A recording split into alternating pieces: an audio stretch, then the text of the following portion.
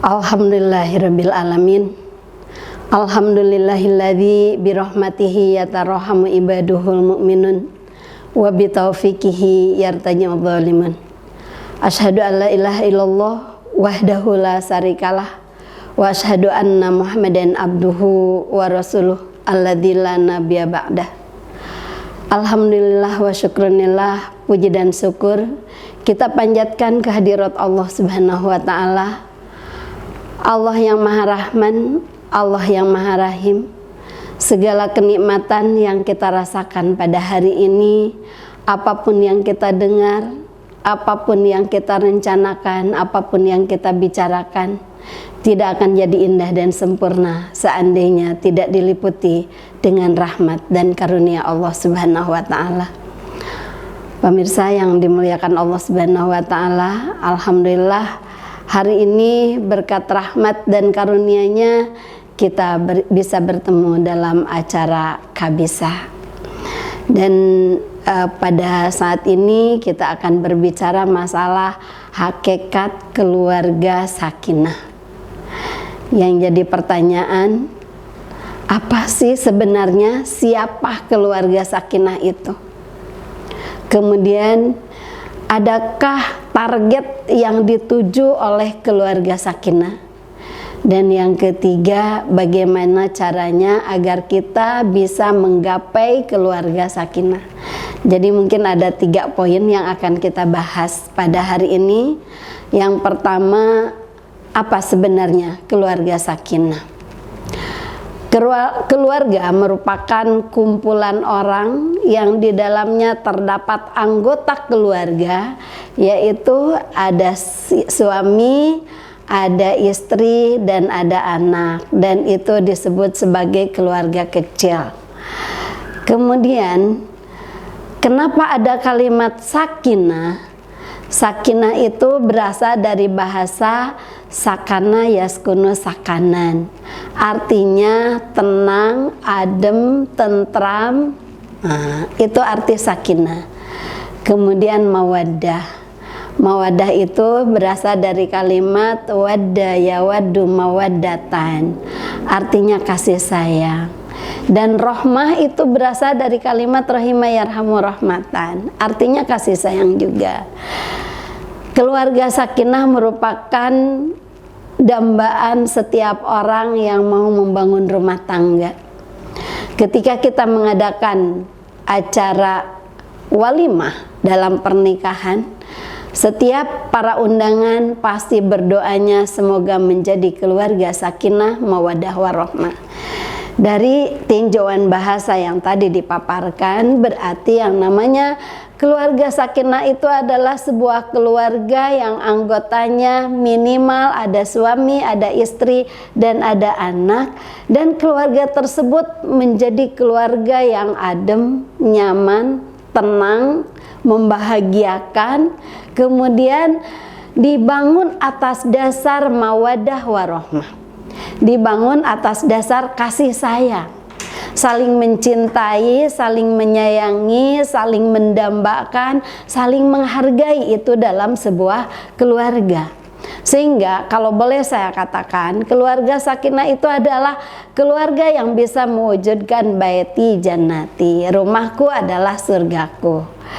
Ketika suami ada di tempat kerja, maka pasti dia ingin segera pulang ke rumah. Ketika di tempat kerja ada sesuatu yang menggerahkan, maka datang ke rumah menjadi damai, menjadi tentram, menjadi senang. Karena apa? Karena rumah itu menjadi sakinah. Ketika seorang anak berada di kampus atau lagi ada di sekolahnya, dia gerah dengan lingkungan yang ada di milieu. Kemudian ketika dia belajar, datang aja ke rumah, karena rumahnya menjadi sakinah, damai, tenang, maka jadi dambaan setiap anggota keluarga untuk pulang ke rumah tersebut. Karena rumah disebut sebagai sakinah gitu. Itu yang dimaksud dengan keluarga sakinah. Dari mana? dasar keluarga sakinah ini, maka Allah menerangkan dalam surat Ar-Rum ayat 21, A'udzubillahi minasyaitonirrajim. Wa min ayatihi an khalaqalakum min anfusikum azwajan litaskunu ilaiha wa ja'ala bainakum mawaddatan wa rahmatan inna fi dzalika laayatil liqaumi yatafakkarun. Itu dasar hukum keluarga sakinah, jaminan dari Allah dalam surat Ar-Rum. Wa min ayatihi, di antara tanda-tanda kekuasaan Allah, an khalaqalakum min anfusikum, Allah menciptakan kalian dari diri kalian. Wa ja'ala bain azwajan litaskunu ilaiha, berpasang-pasangan agar keadaan kalian sakinah. Wa ja'ala bainakum mawaddatan wa rahmatan, dan Allah menjadikan kalian itu mawaddah warahmah, saling mencintai, saling menyayangi. Inna fi dzalika laayatil liqaumi yatafakkarun. Sesungguhnya dalam hal yang demikian laayatin, merupakan satu tanda-tanda kekuasaan Allah, liqaumi yatafakkarun, bagi kaum yang berpikir. Pemirsa yang dimuliakan Allah Subhanahu wa taala, dalam ayat tersebut diawali dengan kalimat wa min ayatihi.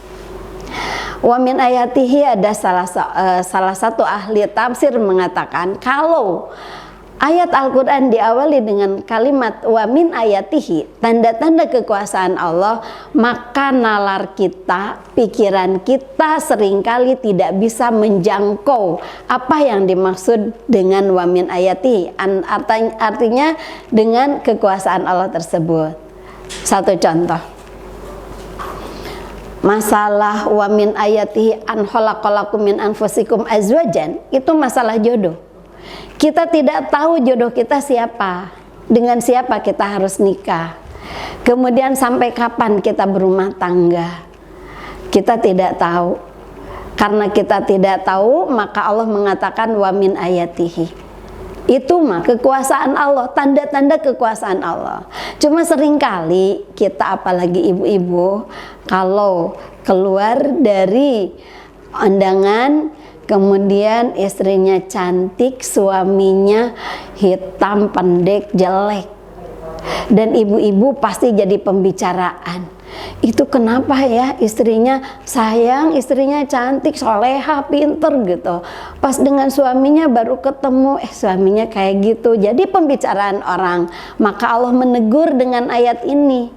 Wa min ayati, itu mah tanda-tanda aku, itu hak aku, ini kekuasaan aku. Kalian tidak tahu apa-apa, terimalah apa yang Allah takdirkan, maka itu yang terbaik. Itulah bab pernikahan. Ya, diambil dari surat Ar-Rum ayat 21, azwajan, berpasang-pasangan, litaskunu, jaminan dari Allah, orang yang sudah menikah itu akan merasakan ketentraman hidup dunia. Orang yang sudah menikah itu berarti dia sudah merasakan keindahan dunia. Itu jaminan dari Allah dengan kalimat litaskunu ilaiha wa ja'ala bainakum mawaddatan wa rahmatan. Maka keluarga sakinah menjadi dambaan, menjadi harapan setiap orang yang mau berkeluarga, pasti yang dikejar itu. Itu jawaban persoalan pembahasan nomor 1. Kita masuk, kenapa orang ingin berkeluarga sakinah? Apakah yang dikejar terlalu dini, terlalu pendek kalau kita mengejar kesenangan, kesakinahan dunia tanpa mengejar kesakinahan di akhirat? Kenapa demikian? Ada target ketika kita berkeluarga. Target yang Allah tawarkan jauh sebelum kita diciptakan, jauh sebelum kita dapat jodoh, sebelum kita punya anak, maka Allah sudah menawarkan dalam surat Az-Zukhruf ayat 30. A'udzubillahi minasyaitonirrajim, udkhulul jannata antum wa azwajukum tuhbarun. Masuk ke surga antum, kalian, wa azwajukum, dengan pasangan kalian, tubadun, kalian akan diberi kabar gembira. Artinya Allah telah menyediakan surga bagi sebuah keluarga, antum, kamu. sebagai suami, wa azwajukum, dan istrimu, tuhbarun, surga telah Allah ciptakan. Jadi kita berangkat dari tujuan rumah tangga bukan hanya ingin tentram, damai, aman hanya untuk hidup di dunia, tapi kita tujuan rumah tangga ingin sampai ke surganya Allah yang Allah telah sediakan dalam surat Az-Zukhruf ayat 70. Dan dalam surat Ar-Ra'd ayat 23, 24 Allah mengatakan jannatu adnin yadkhulunaha, surga Aden yang kalian masuk ke surga tersebut, waman sholaha, bagi siapa surga Aden tersebut? Saya simpulkan surga Aden itu bagi keluarga sakinah. Dari mana dalilnya? Waman sholaha, siapapun yang soleh, min abaihim, dari bapak-bapak mereka, dari nenek moyang mereka, wa ajwajihim, dan pasangan-pasangan mereka, wa dzurriyyatihim, dan anak cucu mereka, wal malaikatu yadkhuluna alaihim min kulli babin, dan malaikat masuk kepada mereka dari setiap pintu. Apa yang dikatakan malaikat? Salamun alaikum bima sabartum, selamat untuk kalian, ini karena hasil kesabaran kalian. Panikma uqbadar, maka ini adalah tempat peristirahatan yang penuh dengan kenikmatan. Dari surat Ar-Ra'd 23, 24 ini Allah menawarkan dan Allah sudah menyediakan. Apa sih namanya? Kalau penawaran Allah itu ada surga, surga Aden. Silakan kalian masuk dengan abaihim, dengan bapak-bapak kalian. Mungkin kita nggak pernah bertemu dengan kakek atau nenek atau dengan buyut. Tapi kalau waman sholaha, semuanya itu soleh. Ada kakek, ada nenek, ada ibu, ada bapak, ada suami, ada istri, ada anak. Apa itu namanya? Itu adalah keluarga. Dan Allah telah menyediakan surga Aden bagi keluarga tersebut, sehingga Allah mempersilakannya abaihim. Silahkan bapak-bapak. Yang jadi bapak, yang jadi kakek, yang jadi nenek itu aba. Silakan masuk ke surga Aden. Diikuti lagi dengan wa ajwajihim, pasangan-pasangan, suami, istri masuk ke surga Aden. Kemudian wa dzurriyyatihim, anak-anak kalian, anak-anak mereka, anak cucu, itu Allah telah menyediakannya. Jadi harus dikejar oleh kita. Apa yang harus dikejar oleh kita? Kejarlah surga Aden yang isinya adalah bisa masuk ke dalam surga tersebut keluarga besar, dari nenek kakek dengan ibu bapak, juga suami istri dan anak cucu kita. Itu barangkali target dari tujuan keluarga sakinah tersebut. Kenapa kalau hanya mengejar kesakinahan dunia itu terlalu simpel, terlalu dekat, terlalu rugi kalau kita hanya mengejar kesakinahan dunia. Kenapa demikian? Kalau kita nikah usia 25 tahun dan rata-rata usia 60 tahun itu, kata Rasul mengatakan umru ummati sitina aw sab'ina sanatan. Umur umatku itu rata-rata 60-70 tahun. Dan rata-rata di kita usia 60 tahun itu ada yang suaminya meninggal dunia gitu ya, atau mungkin ada yang gagal di tengah jalan juga gitu. Kita mencapai atau ingin menggapai kesakinahan. Kalau nikah 25 tahun dan meninggal usia 60 tahun, atau suami kita meninggal usia 60 tahun, berarti berapa tahun kenikmatan kesakinahan yang kita dapatkan? Cuma 35 tahun. Kalau tidak nyampe ke surga, itu sangat rugi. Maka Allah mengatakan apa target yang dikejar dari keluarga sakinah adalah surga Aden atau Jannatun Naim yang disebutkan dalam surat Az-Zukhruf ayat 70.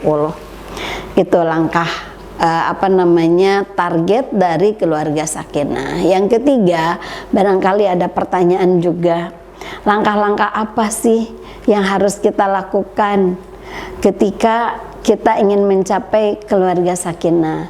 Sebenarnya perlu diketahui juga oleh pemirsa yang dimanapun berada, kalau berbicara masalah keluarga sakinah atau masalah perkawinan, sebenarnya ini tidak hanya terikat, oh ini mah berbicara hanya untuk pemuda dan pemudi. Tidak juga. Kenapa? Untuk ibu-ibu juga untuk bapak-bapak. Karena yang namanya keluarga itu tidak ada sekolahnya. Ya, jadi untuk mencapai surga Aden itu harus belajar dari pengalaman, termasuk pengalaman kita dalam rumah tangga, bukan hanya untuk pengantin baru, tapi untuk kita juga. Ya, apalagi kita sekarang sudah jadi ibu, punya anak, punya cucu, harus memberikan wawasan agar keturunan kita bisa membangun keluarga sakinah. Dan keluarga sakinah juga jangan mati di tangan kita. Kita bisa mewujudkan keluarga sakinah, anak kita juga harus. Nah, oleh karena itu masalah ilmu tentang hakikat keluarga sakinah ini juga harus dirasakan dan dimiliki ilmunya oleh para orang tua, artinya yang sudah menjalankan perkawinan. Langkah-langkah untuk mewujudkan keluarga sakinah. Yang pertama, pilih pasangan yang soleh dan solehah. Ketika kita akan menikah atau menikahkan anak kita, pilih pasangannya yang soleh dan solehah. Dan Rasul sudah mengatakan, Rasul bersabda dalam hadis riwayat Muslim, tungkahul mar'atu li arba'in, tikahi perempuan itu karena 4 perkara. Lima liha, karena hartanya, lijamaliha, karena kecantikannya, walihasabiha, dan karena keturunannya, walidiniha, dan karena agamanya. Padpar bidati din taribat jadaka. Tapi ada tekanan dalam masalah agama itu, awas, awas, awas. Nomor 1 agama. Kenapa? Karena dengan agama semua itu orang bisa bahagia, bisa menguasai diri Anda. Jadi yang soleh, yang solehah, yang agamanya baik, yang dia itu orang yang takwa pada Allah Subhanahu wa Ta'ala.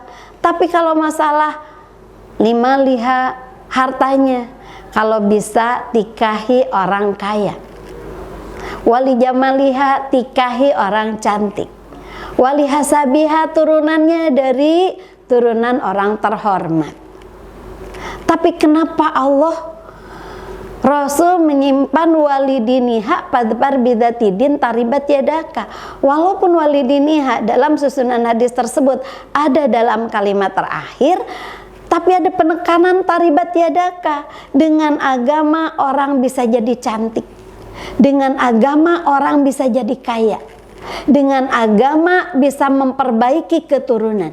Nah, inilah hadis dari Rasul, ya, tip dari Rasulullah untuk mewujudkan keluarga sakinah.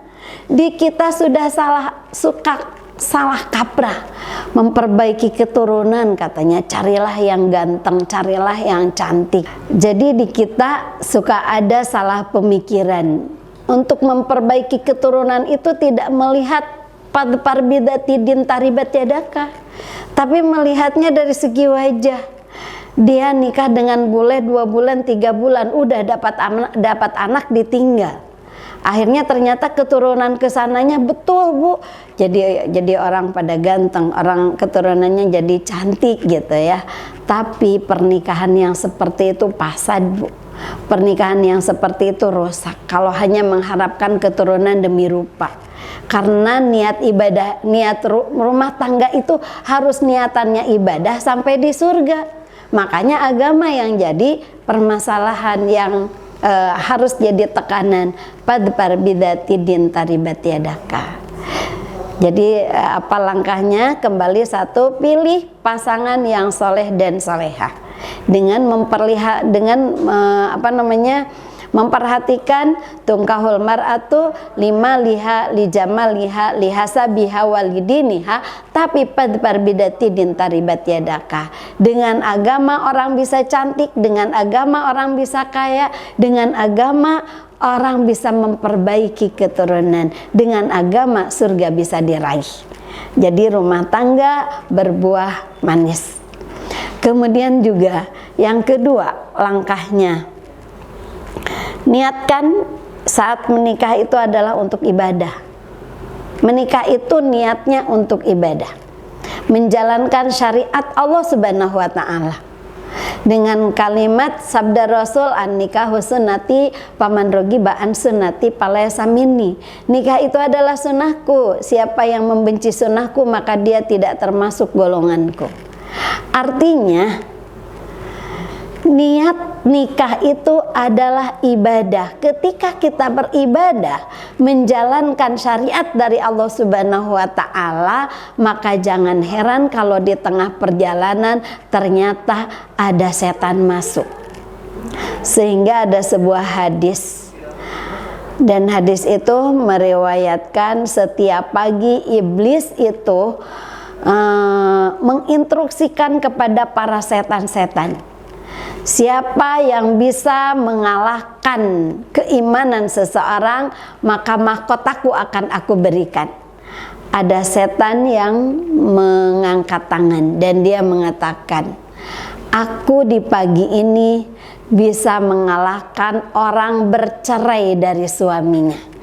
Sehingga disebar setan kepada ibu-ibu yang sedang berumah tangga, kepada orang-orang yang sedang berumah tangga. Tidak heran kalau di pagi hari ternyata ada orang yang memecahkan piring. Dalam rumah tangga ada yang cermin itu dipecahkan. Karena apa? Karena setan berhasil pada saat itu menghalangi orang yang sedang menjalankan sunnah Rasul. Gitu ya. Jadi kalau hadis mengatakan juga hujibatil jannah bil makarih wa hujibatin nar bisahawat. Untuk surga itu senantiasa bil makarih, dibarengi dengan hal-hal yang tidak dicintai. Tapi untuk neraka itu sesuatu yang sangat menarik. Kita masukkan hadis tersebut ke dalam sebuah keluarga, kepada sebuah keluarga. Kenapa dorongan setan itu sangat menarik? Kita rasakan bersama, ya. Kita lihat bersama dari pengalaman orang lain pun. Sama ketika pacaran, minum, dari mulai minuman sangat diperhatikan. Kasih minum apa ya dia?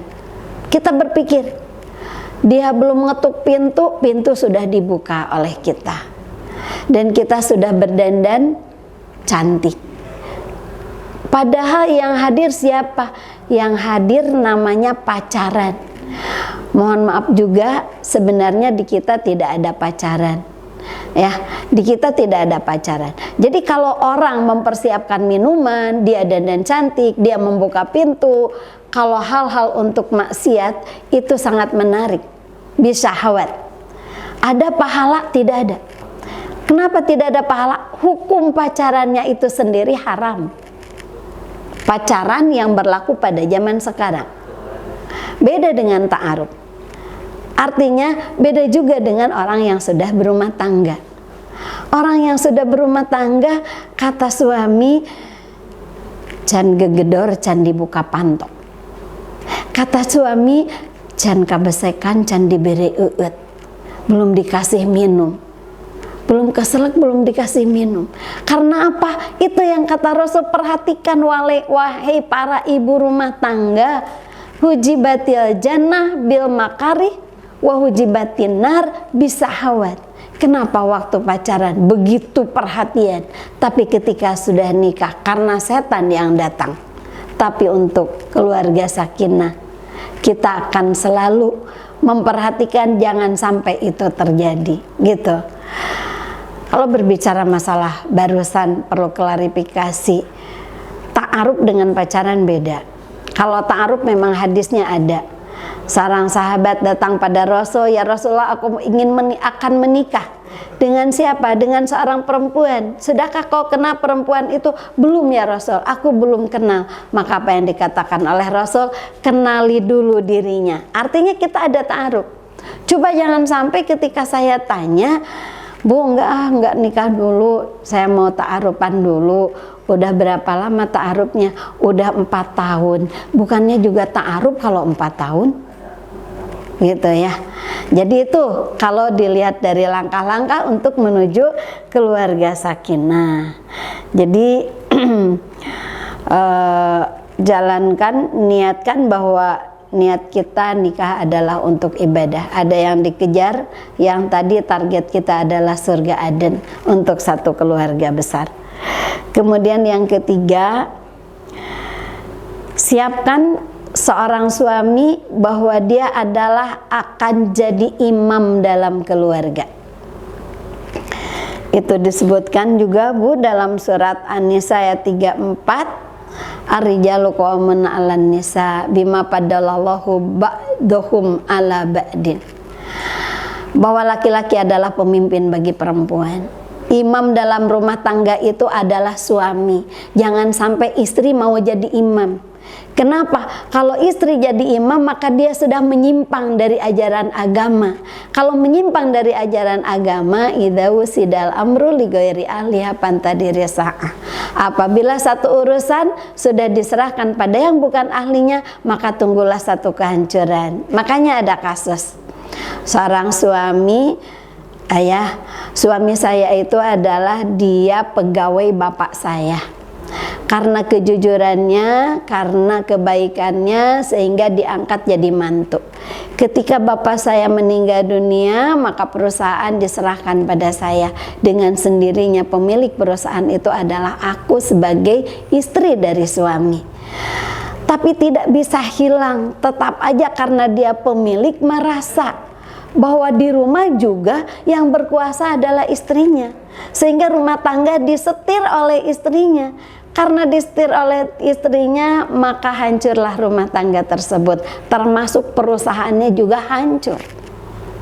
Ya, itu karena apa? Tidak memposisikan suami sebagai imam. Siaplah untuk istri bahwa suami jadi imam saya, dan siaplah untuk suami bahwa saya adalah sebagai imam bagi keluarga.